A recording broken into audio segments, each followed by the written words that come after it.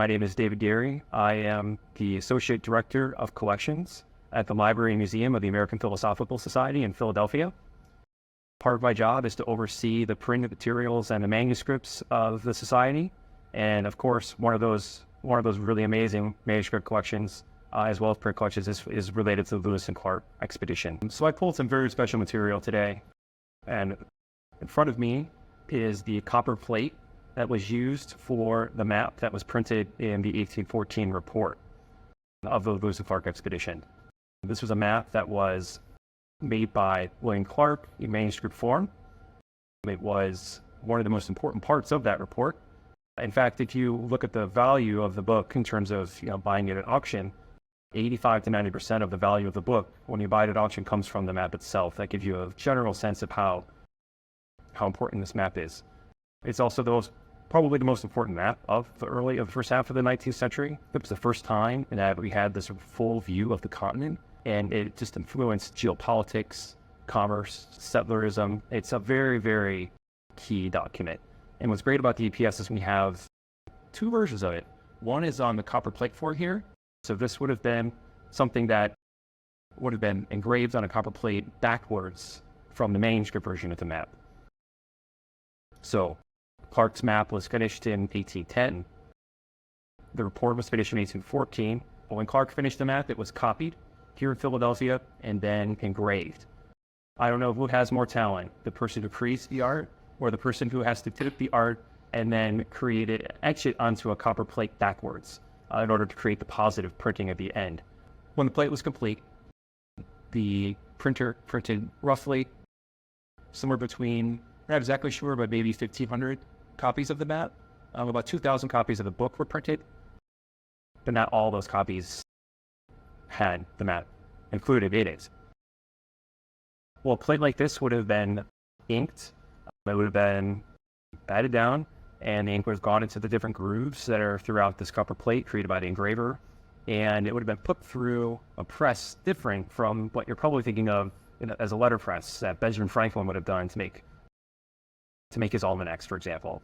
A very different kind of press, and it has very, very tight rollers, sort of probably like that size. And you have several of them, and two of them, and it sort of goes through very, very tightly to get the impression from the map. And then you would take it out, and you have your map.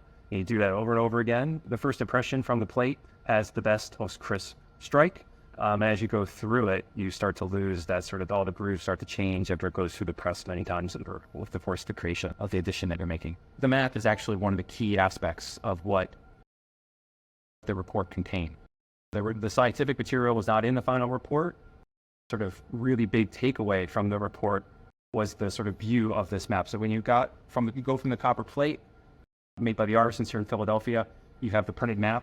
This is how the world gets to find out about all the work that William Clark and Meriwether Lewis did. This is how you understand the findings of the expedition. This is the first view. This takes all of the pages of those journals and condenses it onto one page. So if you really want to get a sense of what's going on, you really need to look at this map to get the overview. It would have been astounding to people to be able to see this. The knowledge of anything to the west of the Mississippi was very minimal for the Lewis and Clark expedition. To have this total view was really amazing. The map shows several things that surprised Lewis and Clark, of course. That the trip was a little bit longer than they expected, that there was no Northwest Passage, and that the mountains were much higher than anyone imagined. It represents a very difficult trip. 28 months, 8,000 miles, one of the most important maps of the 19th century. It's amazing for a lot of different reasons, but when you look at it, it's kind of strange, I would say. One of the things that you don't see in this map are really strong boundary lines for delineating international boundary lines. There's also, you also get a sense of how big the mountains are in this map. These mountains, the Rocky Mountains, are very large, looming in this map. And if you get very close and take a look, you'll also see many different Native American places referenced throughout. So this is a map that Lewis and Clark are telling about their struggles and difficulties traveling from St. Louis to the coast. So the EPS acquired a lot of material from the expedition through Thomas Jefferson and Nicholas Biddle. This map, though, kind of went through Clark. When the report was completed in 1814, after a very long and arduous production process,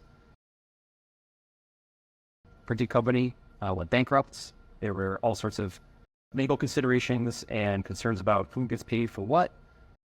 The copyright ultimately went to the publisher, and part of the deal was that Clark would give back the plate for himself. He would be able to then print it again for maybe a second edition of the book. That second edition never appeared.